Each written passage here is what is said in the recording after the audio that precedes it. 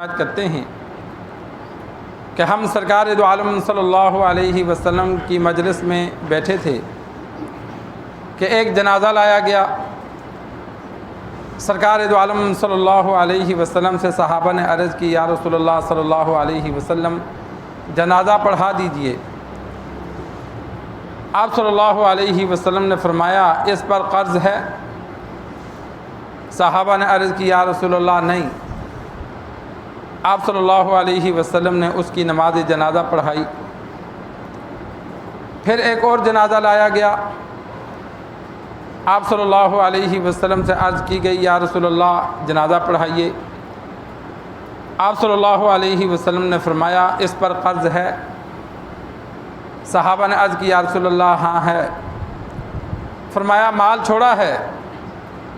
آپ صلی اللہ علیہ وسلم کو صحابہ نے فرمایا، یہ عرض کی، یا رسول اللہ 3 دینار چھوڑے ہیں۔ آپ صلی اللہ علیہ وسلم نے اس کا جنازہ پڑھایا۔ پھر ایک اور جنازہ لایا گیا۔ آپ صلی اللہ علیہ وسلم کو صحابہ نے عرض کی، یا رسول اللہ جنازہ پڑھائیے۔ آپ صلی اللہ علیہ وسلم نے پھر وہی سوال کیا کہ اس پر قرض ہے؟ صحابہ نے عرض کی، یا رسول اللہ ہے۔ فرمایا، مال چھوڑا ادائیگی کے لیے؟ صحابہ نے عرض کی، نہیں۔ آپ صلی اللہ علیہ وسلم نے فرمایا، تم اپنے ساتھی کا جنازہ پڑھو کہ میں نہیں پڑھا تھا۔ ابو قتادہ رضی اللہ تعالی عنہ آگے بڑھے اور عرض کی، یا رسول اللہ صلی اللہ علیہ وسلم آپ جنازہ پڑھائیے، اس کا قرضہ میں ادا کر دوں گا۔ سرکار دو عالم صلی اللہ علیہ وسلم کو پہلے صحابہ اطلاع دیتے تھے، کوئی فوت ہو جاتا آپ صلی اللہ علیہ وسلم اس کے گھر جاتے آخری وقت میں اور اس کے لیے استغفار کرتے، پھر وہاں کفن دفن میں شریک ہوتے۔ تو صحابہ نے جب دیکھا اس میں آپ صلی اللہ علیہ وسلم کو مشقت زیادہ ہوتی ہے، تو پھر جب کوئی فوت ہو جاتا سارا انتظام تیار ہوتا تو پھر آ کر اطلاع دیتے۔ پھر صحابہ نے جب محسوس کیا کہ اس میں بھی آپ صلی اللہ علیہ وسلم کو تکلیف ہوتی ہے کہ اگلے کے گھر تک جانا پڑتا ہے، تو پھر صحابہ کیا کرتے کہ جنازے کو مسجد نبوی میں لے آتے۔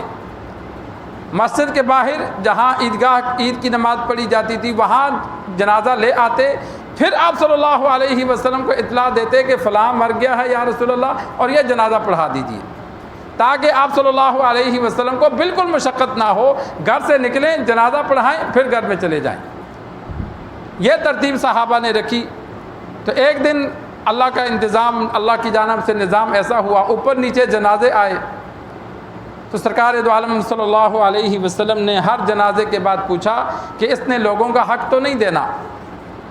ایک نے نہیں دینا تھا، ایک نے دینا تھا لیکن مال چھوڑ کے مرا، اور شرعی طور پر جو مال چھوڑ کے مرے تو پہلے سارے مال سے قرض ادا کیا جائے گا، چاہے مکان بیچنا پڑے، زمین بیچنی پڑے، جو چیز اس کی موجود ہے اس کو بیچ کر پہلے قرض ادا کریں گے، جو بچ جائے گا وہ ورثاء میں تقسیم ہوگا۔ تیسرا جنازہ لایا گیا تو فرمایا اس نے کچھ نہیں چھوڑا، تو آپ صلی اللہ علیہ وسلم نے فرمایا میں جنازہ نہیں پڑھاتا۔ یہ کتنی بڑی وعید ہے ان لوگوں کے لیے جو لوگوں کا حق کھا کے مرتے ہیں۔ آج ہماری کوشش ہوتی ہے کہ ہمارا جنازہ کوئی بزرگ پڑھائے، کوئی اللہ والا پڑھائے، تو انسان سوچے کہ اگر ہم نے لوگوں کا حق کھایا ہے، اگر آپ صلی اللہ علیہ وسلم موجود ہوتے تو ہمارا جنازہ پڑھتے۔ کتنا ایک مشکل مرحلہ ہے، لیکن ہم اس میں سوچتے نہیں ہیں۔ ہم اپنے عزیز و اقارب کا، دوست احباب کا، جہاں ہمارا حق ہاتھ پہنچتا ہے ہم حق کھا جاتے ہیں۔ یہ نہیں سوچتے کہ کتنا عرصہ کھائیں گے، 2 سال کھائیں گے، 20 سال کھائیں گے، 50 سال کھائیں گے، ایک دن تو مرنا ہے۔ جتنا زیادہ کھائیں گے اتنا زیادہ نقصان ہے۔ جتنا زیادہ بندہ زندہ رہ کر دوسرے کا حق کھائے گا اتنا بڑا نقصان ہے، کیونکہ وہ ساری نیکیاں تو اگلے کو چلی گئی۔ صحابہ کرام ایک دوسرے پر قربانی دینے والے تھے۔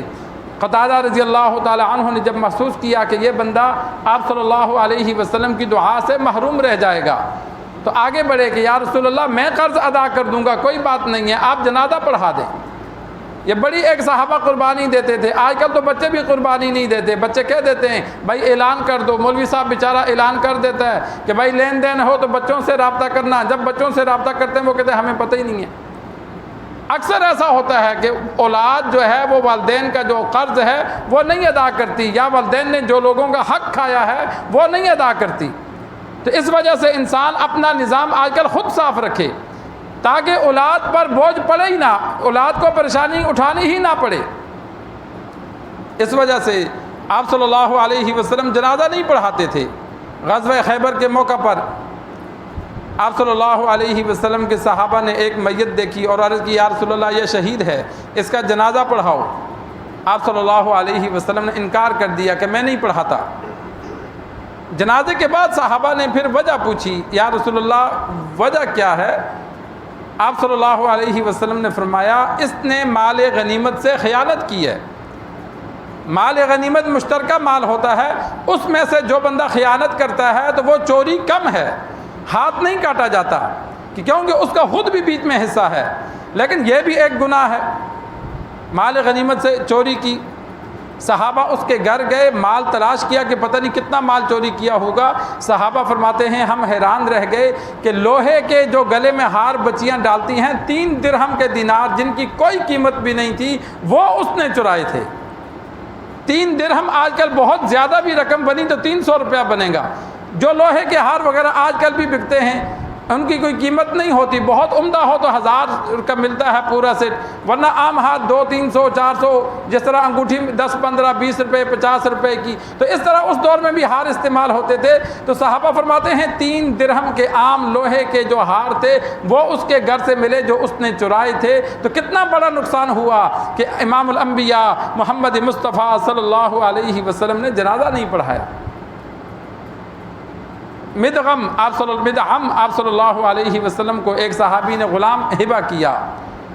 خیبر سے واپس آ رہے تھے تو کوئی دشمن پیچھا کر رہا تھا کہ میں بدلہ لوں گا، اس کا کوئی بندہ جنگ میں مارا گیا ہوگا، مسلمانوں کو پتہ نہیں تھا۔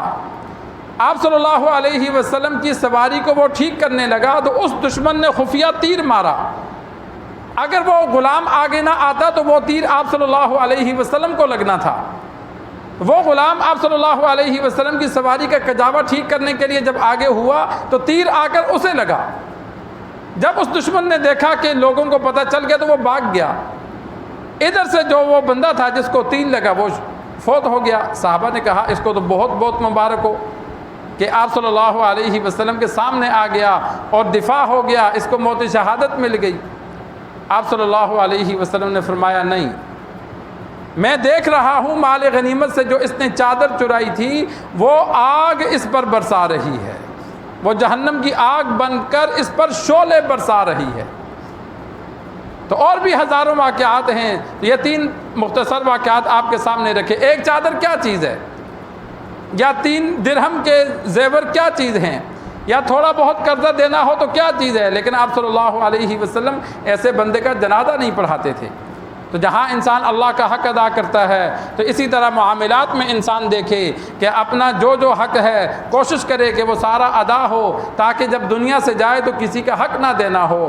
اگر کاروبار ایسا ہے جہاں لین دین ایک دوسرے سے کرنا پڑتا ہے، ایک دوسرے پر مال رکھنا پڑتا ہے، تو پھر وہ ڈائری پر انسان لکھے، 1-2 جگہ ڈائری پر اس کو لکھ کے رکھے کہ فلاں کو اتنا دینا ہے، فلاں سے اتنا لینا ہے، تاریخ لکھی ہو، جو لے لیا اس کو کاٹ دے، جو نہیں دیا۔ اگر کسی بندے کا لین دین ہے اور بغیر لکھے وہ سوتا ہے تو شرعی طور پر وہ گناہگار ہے۔ حدیث میں سخت ممانعت آئی ہے کہ لین دین ہو اور بندہ لکھے نہ، تو لین دین لکھا موجود ہو، اور اگر بچے جوان ہیں سمجھدار ہیں تو ان کو بتا دیا جائے کہ بھائی یہ میری ڈائری ہے، اس میں میرا لین دین موجود ہے، خدا نہ کرے میں دنیا سے چلا گیا تو پیچھے لین دین کا حساب کلیئر کرنا۔ جو والدین یہ کہہ کر دنیا سے جائیں گے تو امید ہے اللہ تبارک و تعالیٰ ان کی پکڑ نہیں کرے گا، اس لیے کہ وہ بچوں کے ذمے لگا گئے۔ لیکن جو بغیر، اسی طرح علماء نے لکھا ہے کہ جس دور میں کوئی بری رسم پائی گئی ہو تو اگر کوئی بندہ منع کر کے جاتا ہے تو وہ گناہگار نہیں ہوتا۔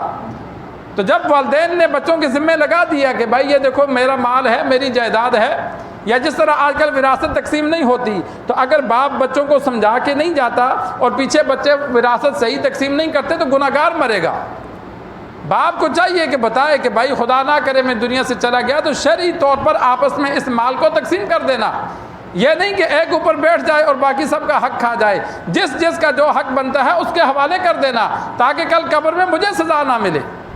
تو اسی طرح یہ بھی انسان وصیت کر کے جائے، لکھا بھی ہو اور اولاد کو بتا بھی دیا جائے، بیگم کو بتا دیا جائے کہ ہم میں سے جو بھی دنیا سے جائے تو یہ ذہن میں رکھنا کہ یہ لکھا ہوا ہے، اس کھاتے کو کلیئر کرنا، ورنہ جب تک حق ادا نہ کیا جائے بندہ جنتی ہو تو روک دیا جاتا ہے۔